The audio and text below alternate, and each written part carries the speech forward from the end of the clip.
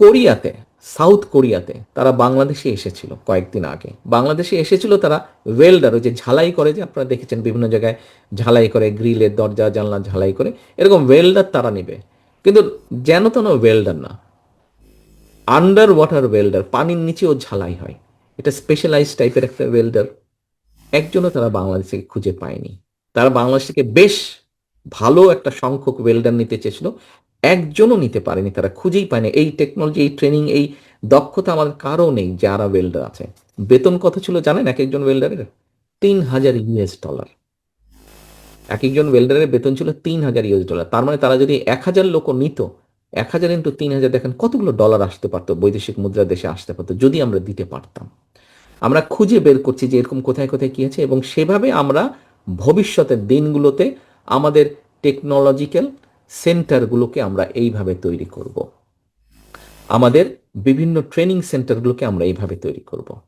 প্রিয় সহকর্মীবৃন্দ, আপনাদের এখানে একটি কাগজ আছে, যেটা হচ্ছে পরিবেশ, হেলথের ব্যাপারে একজন একটা কথা বলেছেন, আমি সেটাতে আসছি আমার বক্তব্যটা। পরিবেশ নিয়ে একটি কথা বলেছেন। আপনারা কম বেশি অনেকেই ঢাকা শহরে আসেন। ঢাকা শহরের পপুলেশন প্রায়, অনেকে বলে, আমি সঠিক জানি না, বাট সঠিক ডেটা নেই, এটা নিয়ে মানে বিভিন্ন রকম ডিবেট আছে, 3 কোটির কাছাকাছি। ঢাকা শহরে এই মুহূর্তে আপনি যদি কোথাও টিউবওয়েল বসান, মোটামুটিভাবে 1,000 ফিট নিচে নামতে হয় পানি বের করার জন্য। 1,000 ফিট নিচে, কম বেশি। আহ আমি যখন ছোট ছিলাম, মানে আমার বয়স যখন, এটা আমি কথা বলছি ধরেন 74-5 ঘটনা, আমার পরিষ্কার মনে আছে ক্যান্টনমেন্টে যে বাসায় আমরা থাকতাম, 6-7 ফিট মাটি খুঁড়লে পানি বের হতো, বুদবুদ বুদবুদ করে পানি বের হতো। সেই পানি এখন 1,000 ফিট নিচে পাওয়া যায়। এটা দিয়ে আমি আপনাদেরকে বলতে চাইছি, আমরা এই যে খাল খননের কথা বলেছি, শহীদ জিয়া সেই বিখ্যাত খাল খনন কর্মসূচি, যা যা কিনা এখনো গ্রামের লক্ষ কোটি মানুষের কাছে খুব পপুলার একটি প্রজেক্ট, পপুলার একটি পরিকল্পনা, এইটি আমরা শুরু করতে চাই।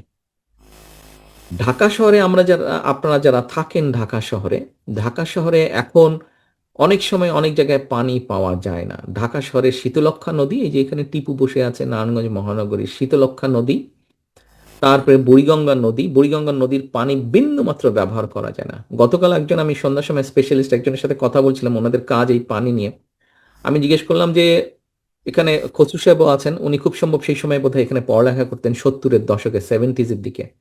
তখন এই যে লন্ডনের বিখ্যাত থেমস নদী, যেটা থেমস নদীর অবস্থাও বুড়িগঙ্গার মতন ছিল, দুর্গন্ধ, পাশ দিয়ে গেলে দুর্গন্ধ লাগতো।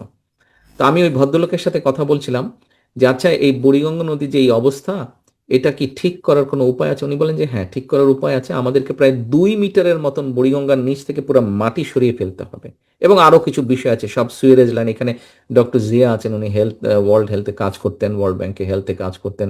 ডক্টর পাভেল আছেন, ওনাদের একটু বেসিক আইডিয়াটা আছে। তো ওই ভদ্রলোক আমাকে বলছিলেন যে সোয়ারেজ লাইন, যে ঢাকা শহরে কম বেশি সব সোয়ারেজ লাইনগুলো গিয়ে আমাদের নদীগুলোতে পড়ছে। এই মুহূর্তে শীতলক্ষ্যা, মেঘনা থেকে পানি নিয়ে এসে ঢাকা শহরকে প্রোভাইড করা হচ্ছে। প্রতিদিন ঢাকা শহরে পানি কতটুকু লাগে জানেন? প্রায় 3 কোটি লিটার পানি লাগে প্রতিদিন।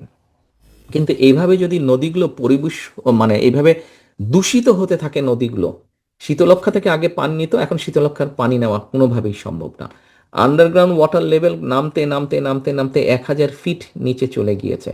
পাশে নদী, যেটা ইমিডিয়েট নদী বুড়িগঙ্গা, সম্ভব না, শীতলক্ষ্যা নিচ্ছে, বাট শীতলক্ষ্যার পানিও এখন পলিউটেড হয়ে যাচ্ছে, এখন চলে গেছে মেঘনায়।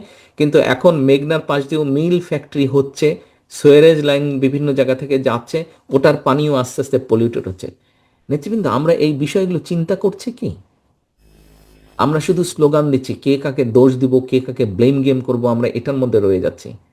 ঢাকা শহরে যদি এই মুহূর্তে 3 কোটি লোক বসবাস করে, হয়তো 15 বছর পরে আমরা যদি এখনই এই বিষয়গুলোতে হাত না দিই, 15 বছর পরে ঢাকা শহরের মানুষকে আপনি পানি খাওয়াতে পারবেন না, 1 লিটার পানি পাবেন না আপনি ঢাকা শহর বা আশেপাশের মানুষকে। আমরা বিষয়টা এভাবে চিন্তা করেছি কিনা? আজকে মনে হয় সময় এসেছে আমাদেরকে এই বিষয়গুলো চিন্তা করতে হবে। আপনার এখানে অনেকগুলো প্রশ্ন আপনারা রেইজ করেছেন, যারা আপনার প্রশ্ন করেছেন, অনেক প্রশ্ন আছে, অনেক প্রশ্ন আছে, অনেক সমস্যা আছে। সকলে মিলে যদি আজকে আপনারা এই ঘরটা ময়লা করেন, এই ঘরটা ময়লা করতে 5 থেকে 10 মিনিট সময় লাগবে। আপনারা প্রায় 800 850 মানুষ আজকে এখানে উপস্থিত আছেন। 10 মিনিটের মধ্যে আপনারা অসম্ভব ময়লা করে দিতে পারবেন এই ঘরটা। কিন্তু তারপরে পরবর্তীটা চিন্তা করেন, পরিষ্কার করতে হলে কত সময় লাগবে এবং কত পরিশ্রম লাগবে। কিন্তু ময়লা করার জন্য খুব পরিশ্রম লাগবে না কিন্তু। অল্প একটু পরিশ্রম করবেন, প্রত্যেকে 1 মিনিট করে পরিশ্রম করলে ঘরটা ময়লা হয়ে যাবে। কিন্তু পরিশ্রমটা লাগবে যখন পরিষ্কার করতে হবে। প্রিয় সহকর্মীবৃন্দ, গত 15-16 বছরে এই দেশটাকে প্রত্যেকটা সেক্টরকে ধ্বংস করে দেওয়া হয়েছে।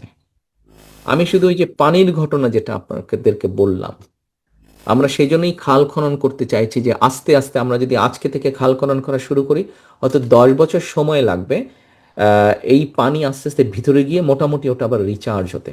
আপনাদের আরেকটা ভয়াবহ কথা বলি আমি। ঢাকার ইমিডিয়েট পাশে সাভারে, যেখানে আমাদের বহু গার্মেন্টস ফ্যাক্টরি আছে, যেখানে আমাদের লেদার ফ্যাক্টরি আছে, বিভিন্ন ক্লোদিং ফ্যাক্টরি আছে, অনেকগুলো ফ্যাক্টরি কি করেছে জানেন? যারা কেমিক্যাল ব্যবহার করে, রং করে, বিভিন্ন ওয়াশ করে, কেমিক্যাল করে, বিভিন্ন স্ট্যান্ডার্ড আছে যেগুলো তাদেরকে মেনটেন করতে হয় যারা এক্সপোর্ট করে। কেউ কেউ ফাঁকিবাজি করে ওই টিউবওয়েলের মতন, টিউবওয়েলের পাইপ যেরকম ভিতরে বোরিং করে দিতে হয়, করেছে কি অনেক ভিতরে বোরিং করেছে, করে কেমিক্যাল ওর মধ্যে ফেলে দিচ্ছে। ফলে যেটা হয়েছে, মাটির ভিতরে তো শাখা প্রশাখা আছে, এই কেমিক্যালগুলো আস্তে আস্তে শাখা প্রশাখা দিয়ে সারা সাভার অঞ্চল আস্তে আস্তে ছড়িয়ে যাচ্ছে। সাভারে অনেক টিউবওয়েল আছে যেখান থেকে পানির বদলে এখন ওই কেমিক্যাল বের হয়। আপনারা চিন্তা করেন কি ডেঞ্জারাস অবস্থার মধ্যে চলে গিয়েছি। তার মানে আস্তে আস্তে কেমিক্যাল ছড়িয়ে পড়লে আপনি তো কেমিক্যাল মাটি থেকে ওয়াশ করতে পারবেন না। নদীতে যেই আস্তর জমেছে সেটা হয়তো কেটে আমরা পরিষ্কার করতে পারবো, কিন্তু কেমিক্যাল যখন সারা মাটির মধ্যে ছড়িয়ে পড়বে, আপনি কিভাবে এটা ওয়াশ করবেন, কিভাবে পরিষ্কার করবেন? ওখানকার পানি, ওখানকার মাটি সব দূষিত হয়ে যাবে। ওখানে কোনো ফসল হবে না, কোনো মাছ থাকবে না পুকুরে, কোনো পানি ওখানে আপনি খেতে পারবেন না। কি বিশাল অঞ্চল আস্তে আস্তে আপনার দূষিত হয়ে যাবে।